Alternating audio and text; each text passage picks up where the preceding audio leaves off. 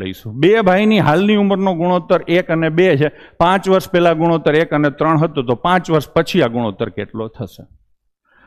અત્યારે ગુણોત્તર 1 અને 2 છે, 1 અને 3 હતો. મેં આવું પણ ક્યાંક ને ક્યાંક કીધેલું છે, મને ખબર નથી એનાથી જવાબ મળે કે ના મળે, ખાલી વાત કરું છું કે સમય જાય ને એમ ગુણોત્તર નાનો થાય.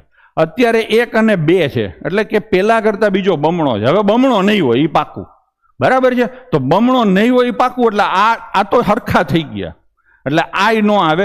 2 અને 3 એ પણ ઓલમોસ્ટ નજીક જેવા ગણાય. આવે તો આ આવે, નહીતર આ આવે. ગણશું તો ખરા જ, આ તો ખાલી વાત થાય છે. આ પ્રશ્નને હું અત્યાર સુધી જેટલા પ્રશ્નો ગણાવ્યા ને એમાં બીજો ક્વેશ્ચન એવો છે કે જેને સ્ટાર મારવા લાયક છે. સ્ટાર એટલા માટે અઘરો નથી, થોડોક ટાઈમ કન્ઝ્યુમિંગ છે. ચલો ગણશું તો મંડીએ ગણવા. હાલો, તો હાલની ઉંમરનો ગુણોત્તર કેટલો છે? 1 અને 2. 5 વર્ષ પહેલા ગુણોત્તર કેટલો હતો? 1 અને 3. આ એ છે અને આ બી છે. આ હાલ છે અને આ 5 વર્ષ પહેલા છે. બે રેશિયોની રીતે આપણે આને ગણશું.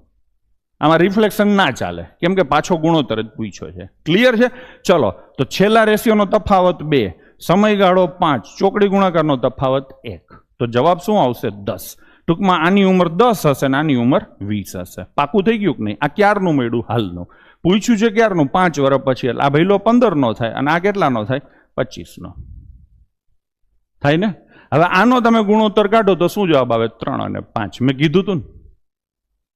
બે ભાઈઓની હાલની ઉંમરનો ગુણોત્તર 1:2 છે. અત્યારે હાલ બંનેની ઉંમર કેટલી છે? તો કે 1:2 છે. આજથી 5 વર્ષ પહેલા એમનો ગુણોત્તર કેટલો હતો? તો કે 1:3 હતો. તો આજથી 5 વર્ષ પછીની એમની ઉંમરનો ગુણોત્તર કેટલો હશે એ પૂછેલું છે. તો આપણે આપણી ચોકડી ગુણાકારવાળી સિસ્ટમથી જોવો તો 3 એકા 3 ને 2 એકા 2, બેનો ડિફરન્સ આવશે 1x અને એ 1x ની વેલ્યુ કેટલી છે? 5. તો 1x ની વેલ્યુ 5 આવી. x ની વેલ્યુ હંમેશા આપણે ઉપરના ગુણોત્તરમાં મૂકીએ છીએ.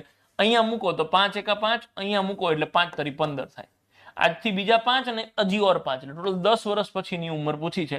તો 5 માં 10 ઉમેરો એટલે 15 અને 15 માં 10 ઉમેરો એટલે 25. આ બંનેની ઉંમરનો ગુણોત્તર 15:25 આવી ગયો. અને પછી તમે છેદ ઉડાડો તો 5 ઉડાડો એટલે 5 તરી, 5 ઉડાડો એટલે 50. 3:5. Option she is the correct and final answer.